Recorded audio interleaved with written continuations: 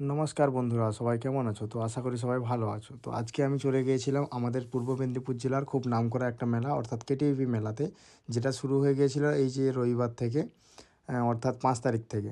তো আজকে হচ্ছে 7 তারিখ, তো আমরা মঙ্গলবার যাচ্ছিলাম। তো আমি অবশ্যই ভাড়াতেই গিয়েছিলাম গাড়ি নিয়ে, আমার যে ইকো গাড়িটা ছিল, আমার যে মহাকাল, আমি তাকে নিয়ে গিয়েছিলাম। আর এই যে দেখছো কেটিভি মেলার যে গেটটা খুব সুন্দর করেছে, আর মেলার ভেতরে গিয়েছিলাম গাড়িটা পার্কিং করে দিয়ে। মেলার ভেতরের জায়গাটা দেখছো, আমরা গিয়েছিলাম একটু 3টের দিকে, অর্থাৎ তখন সন্ধে হয়নি।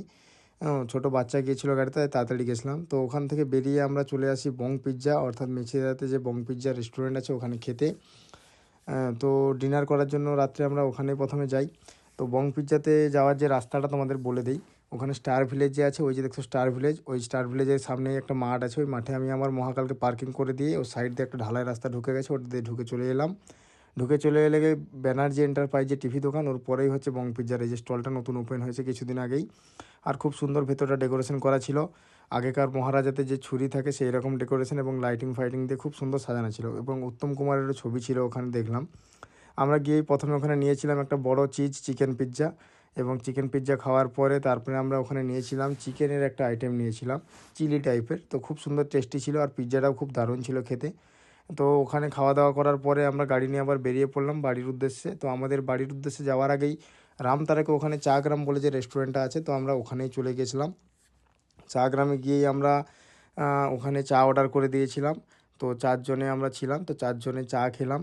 তো গরম চাতে চুমুক দেওয়ার পরে ওখান থেকে আবার আমরা বাড়ির উদ্দেশ্যে যাওয়ার জন্য রওনা হই।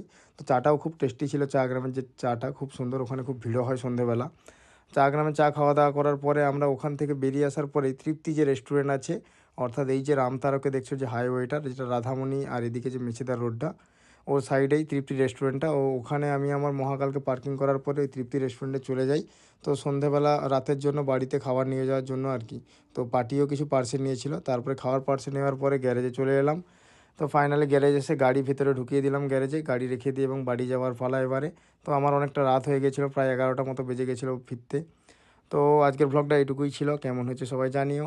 আর এবার আমিও বাড়ি চলে যাই গাড়ি রেখে দিয়ে। তো তোমরা গিয়ে আমার ইউটিউব চ্যানেলটা বং সুজয় একটু সাবস্ক্রাইব করে দিও। Tata, bye bye.